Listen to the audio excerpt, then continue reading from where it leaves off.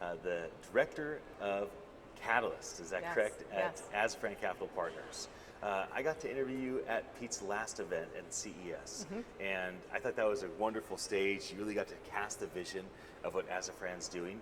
Can you give a little background, Megan, on yourself and on Azafran Capital Partners, please? Sure. Big differentiator for Azafran, which I really embrace, is that we're the working man's capital. Yeah. I've always worked with the entrepreneurs, and I pride myself on our networks and connecting our resources and networks with our companies to help them prior to investment as well as after we deploy. So it's really helping in the commercialization, which is really important with the technology that we're experiencing in this great environment. That if it's not technology to be able to make money and help companies grow. So I think that that's really important too, of really focusing on the commercialization. Right. And so where are things at right now? You vetted, I don't know, hundreds of companies most likely, many in the voice technology space.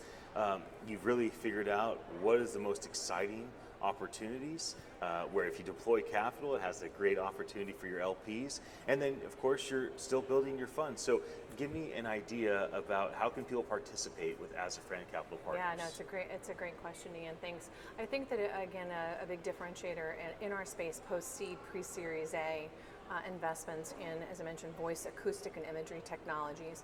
We do look to Europe. 50% of our companies we anticipate to be from Europe, as well as in the States, non-Silicon Valley, but really in this space is where there's probably about 150 funds similar to us globally. So it's a real niche, and it's a very thought out specific niche for us and for our investments. So I think it's an opportunity. One area of opportunity that I'd like to highlight is for LPs, for enterprise, as far as the investment arms, family offices, really to co-partner with us, because we've done that really significant due diligence. We have that secret sauce of all of our data and research, as you mentioned, included in voice. Right. So I think that's really a great opportunity to really take advantage of our deal flow. One of the folks that we both have, participated with at other events is Ken from Yobi. So we can't talk about all the different companies that you have, connected with, but can you just tell me about Ken as an example of a great voice company, and Yobi as an example of an innovative company in the space? No, it's a great example, and Yobi is one of our companies in our first portfolio fund that we work with, and Ken is certainly a highlight and very focused in that commercializing the technology. The technology is evolving to the very, very fast-moving technology space that we're in.